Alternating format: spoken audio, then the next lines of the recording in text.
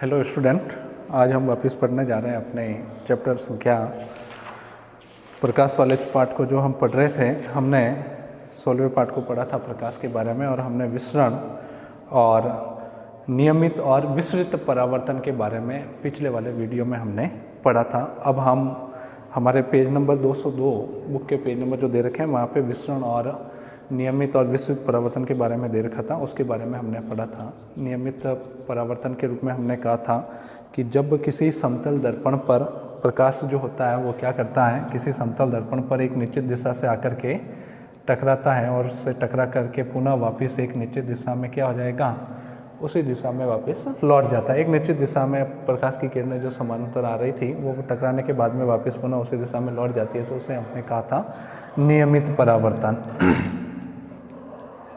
इसे हमने नियमित परावर्तन कहा था। इसी के साथ में हमने कहा था कि यदि हमारा परावर्तक पृष्ठ वो क्या है, असमतल है, समतल नहीं है, उबड़ खाबड़ है, तो उस परिस्थिति में क्या होगी, प्रकाश की किरणें जो इसके ऊपर आपतित होती है वो विभिन्न दिशाओं में जो होती है वो विकीर्ण हो जाती है, भिन्न भिन्न दिशाओं में जो होगी वो परावर्तित हो जाती है। यानी कि जो प्रकाश आपतित होता है वो एक निश्चित दिशा में, निश्चित दिशा से तो आ सकता है, लेकिन टकराने के बाद में वापस जब परावर्तित होगा तो वो विभिन्न दिशाओं में फैल जाएगा, और इसे हमने कहा था विसरित परावर्तन। इसे हमने क्या कहा था, विसरित परावर्तन। इसे हमने विसरित परावर्तन कहा था।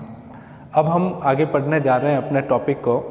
इसके आगे जो अपना दे रखा है कि क्या परावर्तित प्रकाश को पुनः परावर्तित कर सकते हैं क्या, यानी कि हमने क्या किया, पहले से किसी दर्पण के द्वारा परावर्तित प्रकाश को क्या और भी परावर्तित किया जा सकता है क्या। जैसे मान लीजिए यहाँ से प्रकाश आ रहा है, ये इस दिशा से प्रकाश आ रहा है, यहाँ पर मैंने क्या कर दिया, एक समतल दर्पण में रख लेता हूँ। मान लीजिए ये आ रहा है प्रकाश अगर, और इसके सामने मैं क्या कर लेता हूँ, यहाँ पे मैं एक दर्पण रख लेता हूँ। ये एक हम कांच लेकर के ऐसे ये मैंने दर्पण रख लिया यहाँ पर, तो इसके ऊपर गिरने वाला जो प्रकाश होगा वो क्या करेगा, इससे टकराने के बाद एक निश्चित दिशा में, मान लेते हैं ये इस दिशा में जो होगा वो लौट जाएगा। अब मैं क्या करता हूँ, क्या ये एक बार मेरा परावर्तन हो गया, इस समतल दर्पण से मेरा क्या हुआ, जो प्रकाश किरण पुंज आ रही थी वो टकराई इसके बाद में, अब इससे टकराने के बाद में वापस ये परावर्तित हो गई। अब मैं ये कह रहा हूँ कि अब ये जो परावर्तित प्रकाश की किरणें हैं, क्या और इसका भी परावर्तन हम कर सकते हैं क्या, तो हम कहेंगे बिल्कुल इसका और परावर्तन किया जा सकता है, और ऐसा हम करते भी हैं। आपने देखा होगा हम क्या करते हैं, धूप में अगर खड़े हो जाते हैं और एक कांच को लेकर के हम किसी छायादार कमरे की दिशा में जो है, जहाँ छाया स्थित हो रखी है, वहाँ पे धूप में लेकर के कांच को इस प्रकार से मोड़े कि उसके ऊपर गिरने वाला प्रकाश जो होगा उस दर्पण से टकरा करके छाया में प्रवेश करें, और इसके बाद में कमरे में उस एक दूसरा कांच लगा करके हम क्या करें, बाहर से आने वाले प्रकाश को उस कांच के ऊपर अगर आपतित हो रहा है और उसको वापस क्या किया जा सकता है, पुनः उसकी डायरेक्शन को बदला जा सकता है। जैसे आप देखेंगे, अगर वापस हम क्या करते हैं, यहाँ पे मैं क्या कर लेता हूँ, एक जैसे मैंने इस दिशा में जो है वो मैंने एक वापस समतल दर्पण यहाँ पे लगा दिया हूँ, तो इसके ऊपर गिरने वाला ये जो प्रकाश पहले परावर्तित हो गया था, ये इससे टकराने के बाद में वापस क्या करेगा, इससे पुनः परावर्तित हो जाएगा, और मान लेता हूँ इस दिशा में जो है वो वापस चला जाता है। तो इस प्रकार मैंने क्या कर दिया, एक बार परावर्तित हुए प्रकाश को पुनः और परावर्तित कर दिया। तो इसे हम क्या कह देंगे, परावर्तित प्रकाश को क्या पुनः परावर्तित किया जा सकता है, तो हम कह देंगे हाँ, परावर्तित प्रकाश को पुनः हम परावर्तित कर सकते हैं। इसका उपयोग हम कहाँ करते हैं, जैसे हम किसी हेयर सैलून वाले के यहाँ जाते हैं, बाल कटिंग वाले के यहाँ जाते हैं, तब हम देखते हैं कि सामने हमारे सामने एक दर्पण लगा रहता है, और उस दर्पण के सामने हम अपने चेहरे का सामने वाला फेस जो होते हैं वो देख पाते हैं, लेकिन हमारे बाल पीछे से किस दिशा कैसे कटे हैं, इसके लिए हमको क्या करना पड़ता है, देखने के लिए वह जो सैलून वाला होता है वो हमारे सिर के पीछे एक दूसरा क्या करता है, दर्पण रखता है, कांच रखता है, जिसके कारण से हमें सामने वाले कांच में जो होता है अपने पीछे के भाग का भी दृश्य जो होता है वो दिखाई देता है। तो वहाँ पर भी क्या किया जाता है, परावर्तन का उपयोग किया जाता है। बहु परावर्तन का उपयोग हम करते हैं, और उसके द्वारा हम अपने सिर के पीछे कटे हुए बालों को जो होते हैं वो देख पाते हैं। इसके बाद में कहेंगे बहुप्रतिबिंब।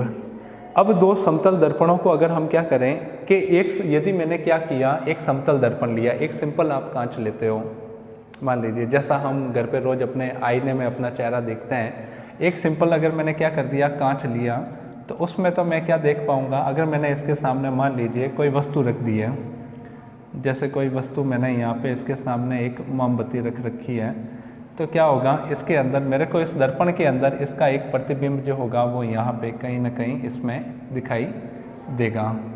ऐसी कैसी मोमबत्ती की बनी हुई प्रतिकृति जो होती है इस दर्पण के अंदर की दिशा में जो होती है दिखाई देती है, दर्पण के पीछे नहीं। समझने के लिए हम ले रहे हैं कि ये जितनी दूरी है उतनी की उतनी दूरी पर, ये जितनी दूरी है उतनी की उतनी दूरी पर, यानी कि यहाँ से थोड़ा मुझे दूर बनाना पड़ेगा। वापस इसके अंदर की दिशा में कांच के अंदर देखेंगे तो उतनी ही दूरी पर आपको जो होता है एक वापस क्या होगी, मेरे को ये इसकी मोमबत्ती की ज्वाला जो होती है वो दिखाई देती है। जितना समतल दर्पण के सामने कोई वस्तु रखी होगी जिसे हम बिंब भी कहते हैं, तो उतनी ही दूरी पर हमें वापस उसका प्रतिबिंब प्रतिकृति उसकी वजह जैसी की जैसी वस्तु जो हमें दर्पण के अंदर दिखाई देती है उतनी ही दूरी पर दर्पण के अंदर जो होती है हमें उसका प्रतिबिंब जो होता है वो दिखाई देता है। तो यहाँ पे तो मैं देखूंगा समतल दर्पण के अंदर मुझे क्या दिखाई देती है, केवल एक प्रतिकृति जो होती है, एक प्रतिबिंब दिखाई देता है समतल दर्पण के सामने।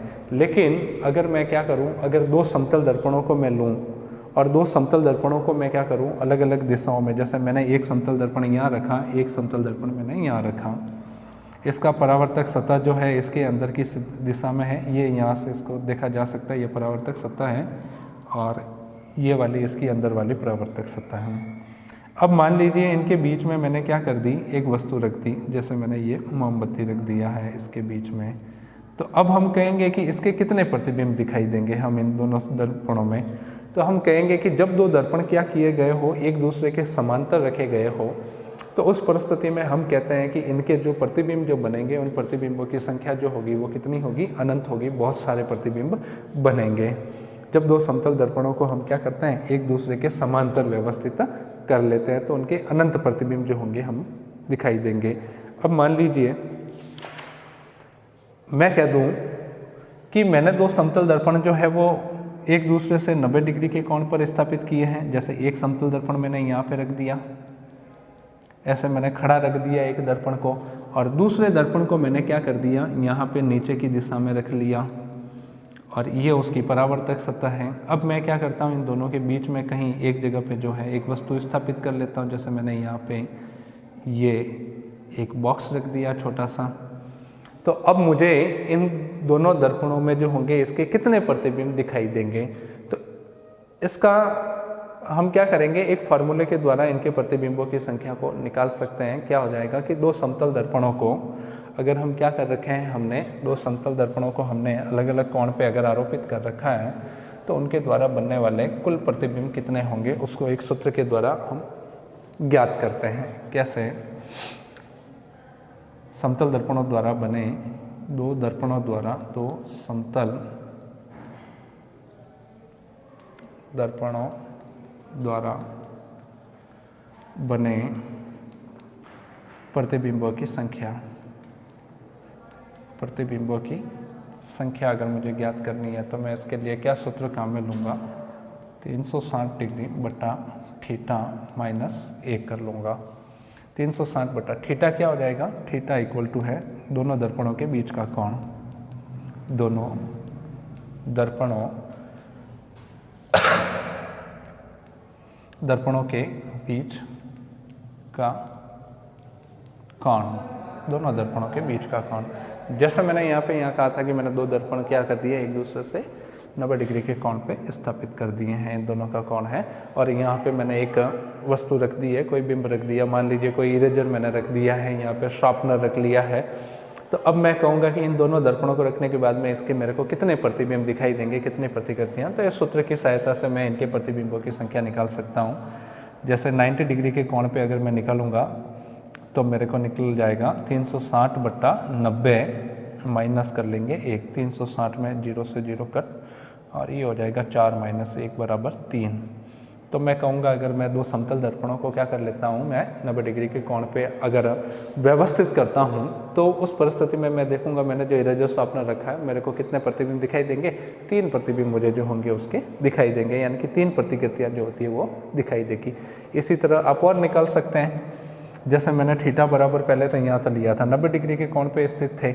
अब मैंने कहा कि दो दर्पणों के बीच का कोण मैंने कितना रख दिया, 60 डिग्री रख दिया। ये एक समतल दर्पण ऐसे स्थित है, मान लीजिए ये मैंने कितना रख दिया, इन दोनों दर्पणों के बीच का कोण 60 रख दिया। ये भी एक मेरा दर्पण है और ये दूसरा दर्पण है, इन दोनों के बीच का कोण यानी कि थीटा का मान 60 हो गया। तब मेरे कितना बनेगा, तो 360/60 माइनस 1 बराबर 0 से 0 कट, तो ये हो जाएगा 6 माइनस 1, तो हमको मिल जाएगा 5। तो हम कहेंगे कि यदि हम दो दर्पणों को क्या कर लेते हैं, 60 डिग्री के कोण पे एक दूसरे को अगर रखेंगे ऐसे, जैसे मेरा पहला दर्पण मैंने यहाँ पे ये रख लिया और दूसरे दर्पण को इसके ऊपर स्थापित किया और इनके बीच में मैं क्या करता हूँ, यहाँ पे किसी वस्तु को रखूँगा तो इसके मेरे को 5 प्रतिबिंब जो होंगे वो बने हुए दिखाई देंगे। ये हो गया अपने दो समतल दर्पणों के द्वारा कितने प्रतिबिंब बन सकते हैं। इसका उपयोग जो होता है कि बहुपरावर्तन जो होता है, इसका उपयोग जो होता है परिदर्शी बनाने में भी किया जाता है। और परिदर्शी जो होता है वो क्या करता है, किसी अपारदर्शी वस्तु के बाहर अगर हमें क्या करना है, किसी वस्तु के प्रतिबिंब को अगर देखना है तो उसके लिए किसका हम प्रयोग करते हैं, परिदर्शी का उपयोग करते हैं। किसका उपयोग करेंगे, परिदर्शी का उपयोग। परिदर्शी में क्या किया जाता है, इस प्रकार की एक व्यवस्था रहती है। एक सिंपल परिदर्शी की बात करें तो उसमें ये पाइप जो होते हैं इस प्रकार से बेलनाकार पाइप के द्वारा इस प्रकार की संरचना जो होती है वो बनी हुई होती है और दूसरा ये भाग इस तरह से स्थित रहेगा और इनमें जो होते हैं दो दर्पण, जैसे कि ये यहाँ पे एक दर्पण लगा रखा है हमने, कांच लगा रखा है जिसके अंदर प्रतिबिंब दे सकते हैं और दूसरा दर्पण ये हो जाएगा। ये एक दूसरे से 45 डिग्री के कोण पर यहाँ पे इसके साथ में 45 डिग्री के कोण पे स्थापित रहते हैं। तो इसके द्वारा क्या किया जा सकता है, जैसे किसी बंकर के अंदर कोई छिपे हुए हैं, जैसे मान लीजिए सैनिक वगैरह जो होते हैं किसी बंकर के अंदर अगर छिपे हुए होते हैं ऐसे, उसके अंदर के भाग में बैठे हुए उनको बाहर का दृश्य देखना है, तो यहाँ से प्रकाश जो होता है वो अंदर क्या करता है, इससे आता है, इससे टकराने के बाद में पुनः इसके ऊपर गिरता है और इससे टकरा करके पुनः यहाँ से देखा जा सकता है। यहाँ से बैठा हुआ कोई भी व्यक्ति जो होगा उसको क्या कर सकता है, प्रकाश को आसानी से देखा जा सकता है। यहाँ से प्रकाश को हम आसानी से देख सकते हैं और बाहर की वस्तुओं को जो होता है, बाहर की वस्तुओं का जो प्रतिबिंब बनेगा वो अंदर से देखा जा सकता है, बाहर झांकने की जरूरत नहीं है। तो इसको हम क्या बोलते हैं, परिदर्शी बोल देंगे। क्या बोल देंगे, परिदर्शी या पेरिस्कोप बोल देंगे। पेरिस्कोप जो हमें क्या करेगा, पेरिस्कोप किस में सहायता करता है, सामान्यतः सैनिकों की सहायता करता है। बंकर के अंदर छुपे हुए होते हैं तो बाहर की स्थिति का परिकलन करना होता है, तो इस परिदर्शी के द्वारा इस प्रकार का ये एक सिंपल चित्र हो जाएगा, संरचना चित्र उसका हो जाएगा जिसके द्वारा हम समझ सकते हैं कि बाहर की वस्तुओं को कैसे देखा जाता है। कि परिदर्शी का प्रयोग जो होता है सामान्यतः कहाँ पे किया जाता है, कि आकर्षक विभिन्न प्रकार के पैटर्न वगैरह बनाने के लिए इसका उपयोग हम करते हैं और परिदर्शी का उपयोग करते हुए हम सैनिक जो होते हैं वो क्या करेंगे, चलो ना,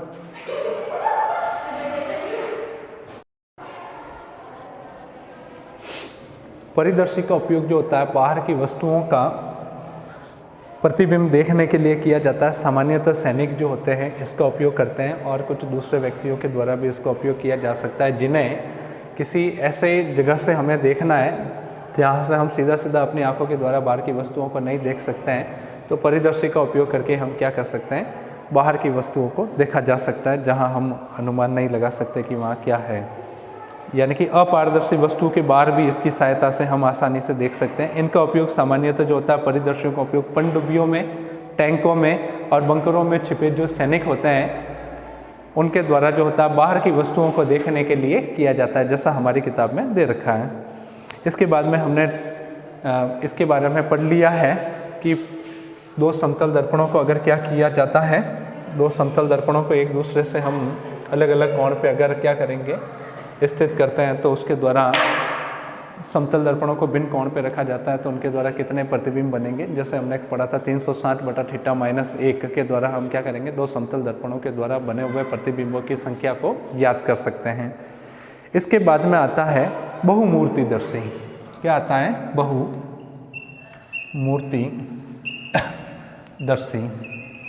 जिसे क्या कहा जाता है, कैलिडास्कोप है ना।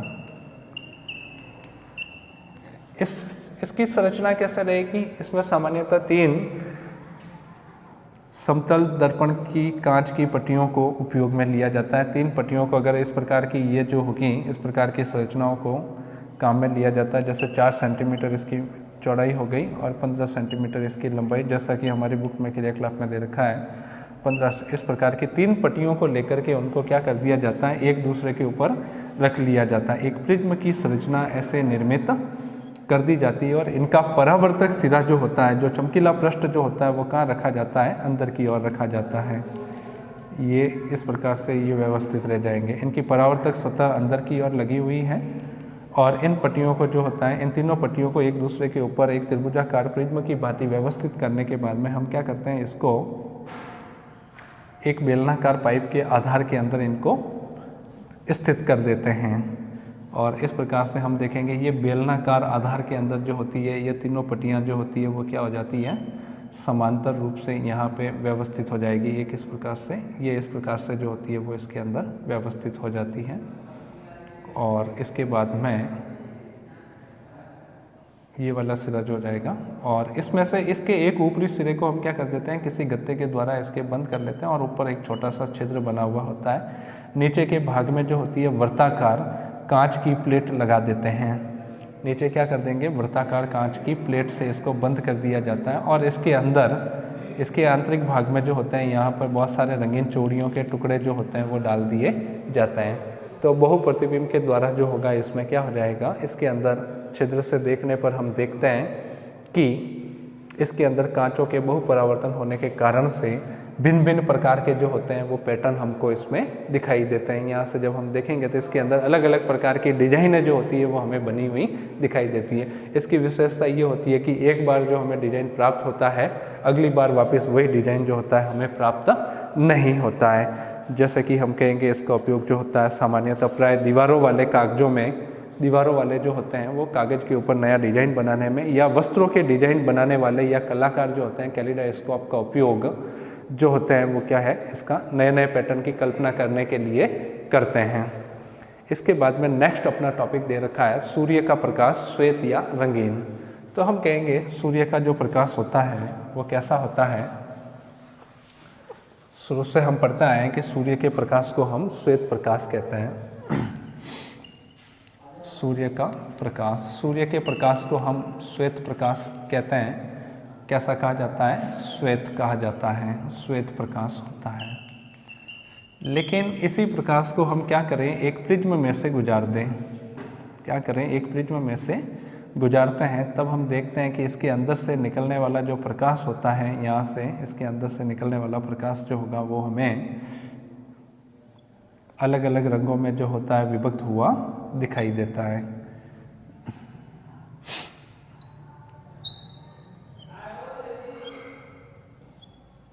इस प्रकार से ये जो होगा अलग अलग रंगों में विभक्त हो जाएगा। सामान्यतः इसके जो कलर्स के नेम को हम बताते हैं तो फिर हम विबग्योर वर्ड के द्वारा इसके सातों ही रंगों को प्रदर्शित करते हैं। विबग्योर के द्वारा, विबग्योर से यानी कि वायलेट यानी कि बैंगनी, इंडिगो यानी जामुनी, ब्लू आसमानी, ग्रीन से हरा, येलो पीला और ऑरेंज से नारंगी, और ये फिर लास्ट में हो जाएगा रेड लाल रंग जो होता है। 7 रंगों का मिश्रण जो होता है हमारा सूर्य का प्रकाश जो होता है ऐसा कहा जाता है।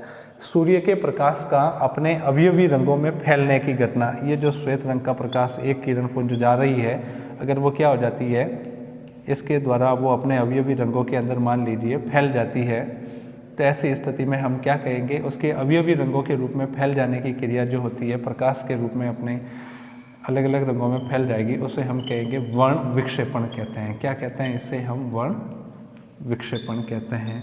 सूर्य के प्रकाश का या किसी प्रकाश का जो है अपने अवयवी रंगों में विभक्त हो जाना क्या कहा जाता है? प्रकाश का वर्ण विक्षेपण कहते हैं, कि प्रकाश के अपने रंगों में विभाजित होने को प्रकाश का वर्ण विक्षेपण कहते हैं। अब मैं आपसे कहूँ कि एक ऐसी प्राकृतिक घटना का नाम बताइए जो क्या करती है? वर्ण विक्षेपण को दर्शाती है। तो आप क्या कहोगे कि हम सामान्यतः बरसात के दिनों में जो होते हैं क्या करते हैं? इंद्रधनुष जैसी संरचना कभी कभी हम आसमान में देखते हैं। तो इंद्रधनुष की जो संरचना अपने को दिखाई देती है इस प्रकार से आसमान में अपने को अलग अलग रंग जो होते हैं वो क्या होते हैं? रंगों की संरचना, बनी हुई संरचना जो होती है हमें दिखाई देती है। तो ये जो इंद्रधनुष की जो संरचना हमें दिखाई देती है, विभिन्न रंगों का मिश्रण हमें दिखाई देता है, लेकिन एक पट्टी के रूप में हमें जो होता है दिखाई देता है, तो उसे हम क्या कह देंगे?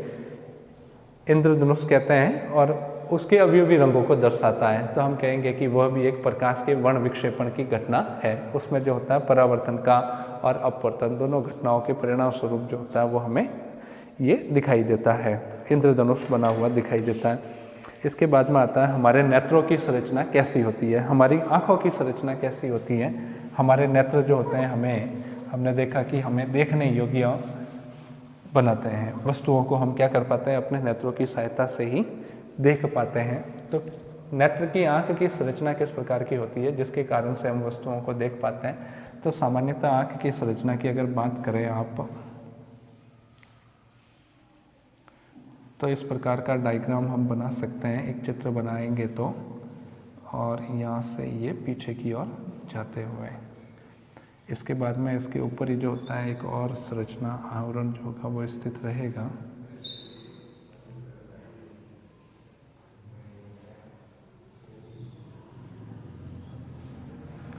और इसके नीचे के सिरे को मैं और यहाँ से बनाऊँ तो ये रहेगा।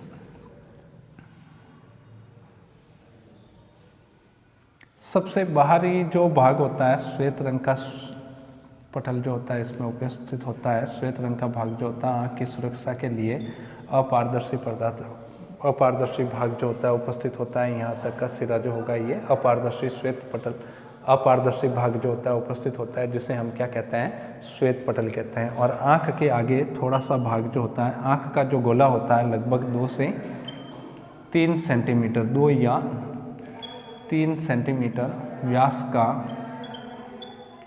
का एक गोला होता है। प्रत्येक आँख जो होती है 2 से 3 सेंटीमीटर व्यास का एक गोला होता है। सबसे बाहर की परत जो होती है इसकी वो श्वेत रंग की अपारदर्शी परत विद्यमान होती है, जो आँख की बाहरी आघातों से सुरक्षा करने का कार्य करती है। आँख के सामने के भाग की बात की जाए तो यहाँ पर एक पारदर्शी संरचना जो होती है उपस्थित होती है, जिससे होकर के जो होता है आँख में प्रकाश प्रवेश करता है। इस पारदर्शी परत को हम जो होते हैं कहते हैं कॉर्निया। क्या बोलते हैं इसे? कॉर्निया कहा जाता है। और कॉर्निया के बाद में कह देंगे ये कॉर्निया हो गया। कॉर्निया के आंतरिक भाग में जो होता है यहाँ पर कुछ मांसपेशीय संरचनाएं जो होती है वो उपस्थित रहती है, और इधर से भी ये मांसपेशीय संरचनाएं जो होगी वो उपस्थित रहेगी इस प्रकार से। और इन मांसपेशीय संरचनाओं के बीच में एक लेंस जो होता है वो उपस्थित रहता है।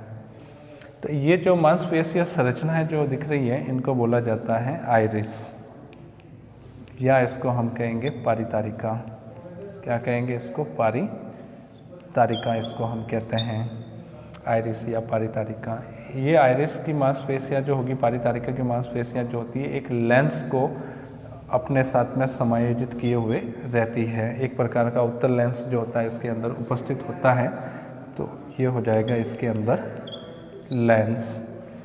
और लेंस और कॉर्निया के बीच में यहाँ पर जो होता है वो एक प्रकार का द्रव पदार्थ जो होता है भरा रहता है, जिसे बोलते हैं हम नेत्रोद द्रव।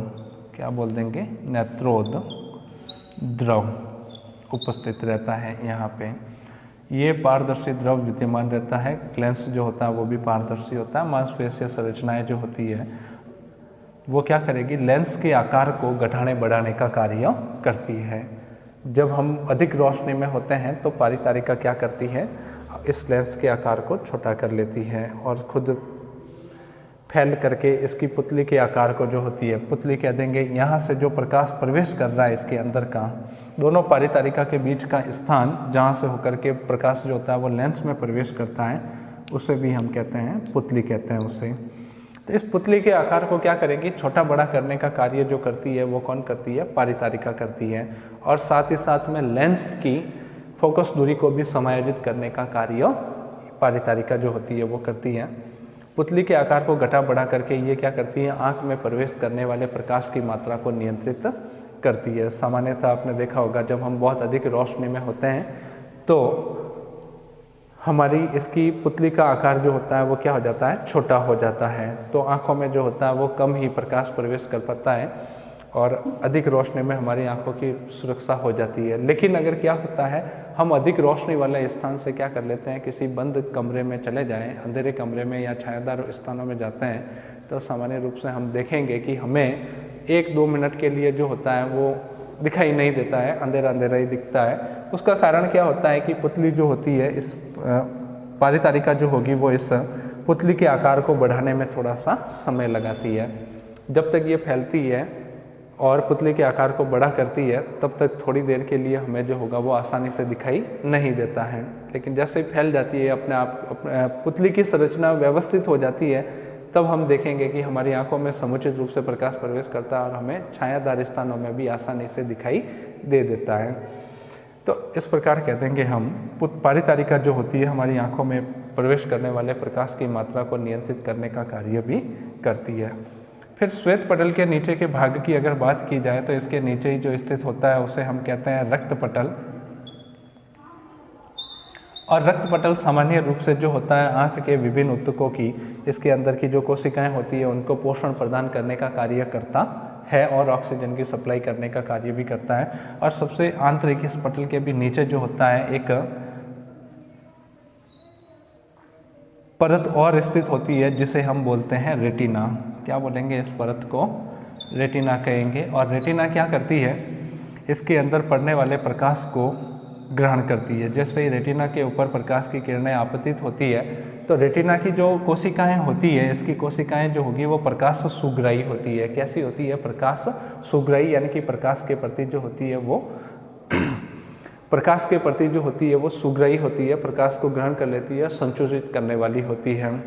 जैसे ही रेटिना के ऊपर प्रकाश गिरता है तो प्रकाश की कोशिकाएं जो होती है वो एक प्रकार का विद्युत आवेग उत्पन्न करती है और ये विद्युत आवेग जो होता है यहाँ वाले भाग से, ये जिसको हम कहेंगे दृक तंत्रिका, क्या कहते हैं इसको, दृक तंत्रिका वाले भाग से जो होती है वो हमारे मस्तिष्क तक सूचनाओं को जो होती है पहुँचाती है। और मस्तिष्क जो होगा वो क्या करेगा, उस वस्तु का जो प्रतिबिंब बन रहा है उस वस्तु के प्रतिबिंब को संसाधित करके हमें सूचना प्रदान करता है कि किस प्रकार की वस्तु हमें दिखाई दे रही है।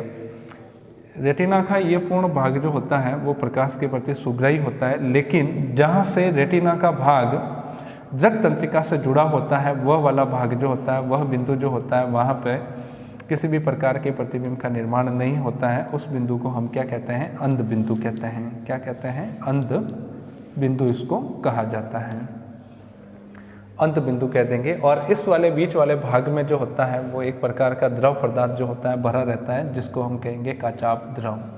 क्या कहेंगे, काचाप द्रव जो होता है इसके अंदर भरा हुआ होता है। और ये भी जो होता है इसकी संरचना को निश्चित बनाए रखने का कार्य करता है, साथ ही साथ में रेटिना को पोषण प्रदान करने का कार्य करता है।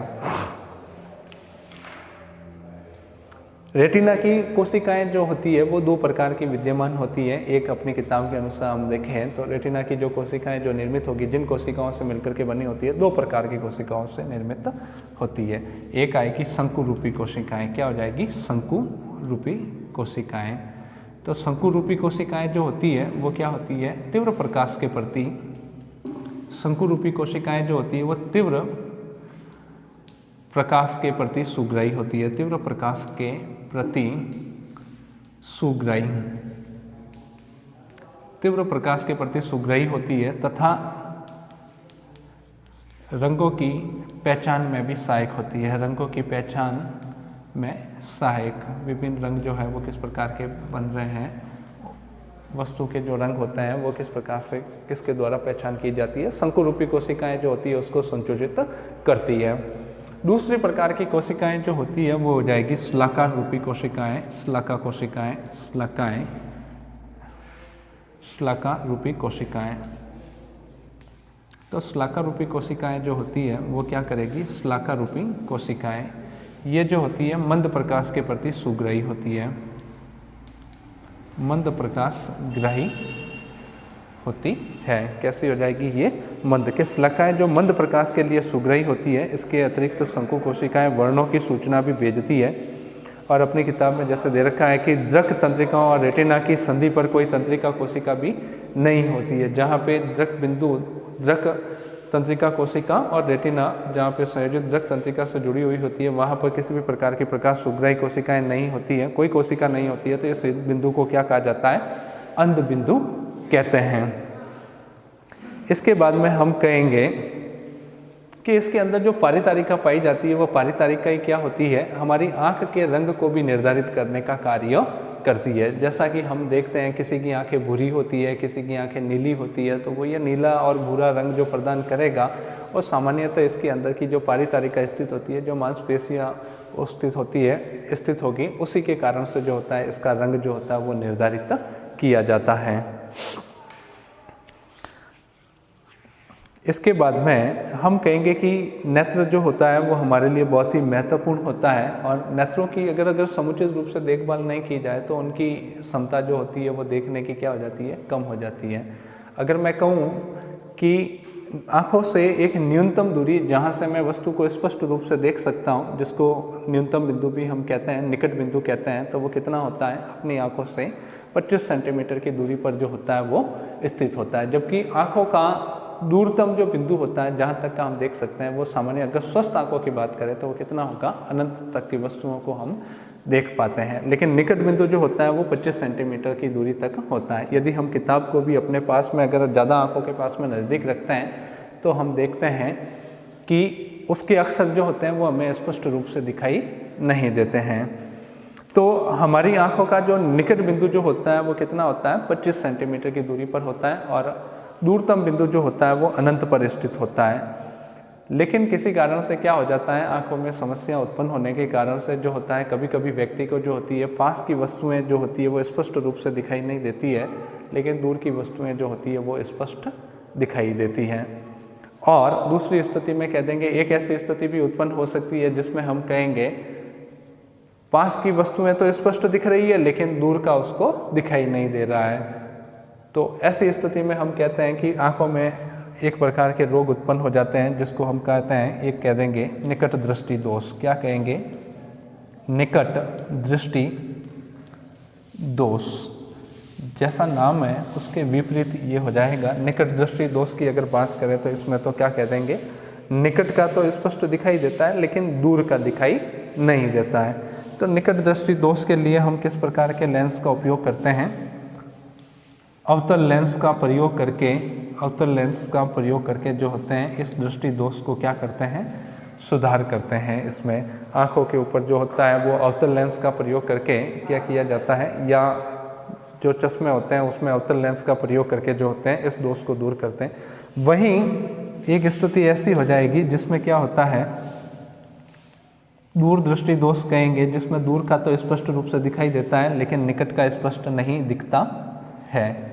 और इस दोष से छुटकारा पाने के लिए या इसका समाधान करने के लिए दूरदृष्टि दोष में किस लेंस का उपयोग किया जाता है, उत्तल लेंस का प्रयोग करते हैं। और उत्तल लेंस के द्वारा जो होते हैं हम क्या करते हैं, इसका सुधार कर लेते हैं। उत्तल लेंस के जो चश्मे होते हैं वो प्रयोग किए जाते हैं, जिसके द्वारा दूर का स्पष्ट, दूरदृष्टि दोष में कह देंगे दूर का तो हमें क्या हो रहा था, स्पष्ट दिख रहा था लेकिन निकट का नहीं दिख रहा था। तो इसका उत्तल लेंस का प्रयोग करके जो होता है इसका समाधान या संशोधन किया जाता है। कभी कभी वृद्धावस्थाओं में क्या होता है, विशेष रूप से जो हो जाएगा नेत्र दृष्टि जो होती है वो धुंधली हो जाती है, बुढ़ापे के समय में जो होता है स्पष्ट रूप से नहीं दिखाई देता है। तो उस परिस्थिति में हम क्या कहेंगे, नेत्र लेंस जो होता है, ये वाला नेत्र लेंस जो होगा वो धुंधला होने लग जाता है, इसके अंदर धुंधलापन आ जाता है, जिसके कारण से क्या होता है व्यक्ति को स्पष्ट रूप से दिखाई नहीं देता है। ऐसी स्थिति में इसको क्या कहा जाता है, मोतियाबिंद कहा जाता है। कि ऐसी स्थिति में कहा जाता है कि उसमें मोतियाबिंद विकसित हो रहा है, जो कभी कभी गंभीर रूप भी ले लेता है और पूरे लेंस को क्या कर लेता है, क्षतिग्रस्त कर लेता है। यानी कि पूरा लेंस जो होता है वो अपारदर्शी हो जाता है और व्यक्ति को दिखना पूर्णतः रूप से बंद हो जाता है। इस प्रकार हमने देखा कि आँख की संरचना के बारे में हमने अध्ययन किया और हमने देखा कि आँख का अगर समुचित रूप से देखभाल नहीं की जाए या और अन्य कारणों से भी कौन से रोग उत्पन्न हो सकते हैं तो निकट दृष्टि दोष और दूरदृष्टि दोष उत्पन्न हो जाएंगे। आज अब तक जो हमने अध्ययन किया है उसको आप वापस एक बार अपनी कॉपी के अंदर करेंगे और कुछ प्रश्न मैं आपको दे रहा हूँ वो आपको अपनी कॉपी में करने हैं। जैसे कि पहला प्रश्न आपके लिए रहेगा, नेत्र की संरचना का सचित्र वर्णन करो। पहला प्रश्न ये हो जाएगा। और दूसरा प्रश्न आपके लिए रहेगा, दूसरा प्रश्न ये लिख लेता हूँ मैं कि यदि दो दर्पण एक दूसरे से 30 डिग्री के कोण पर स्थित है तब उनसे कितने प्रतिबिंब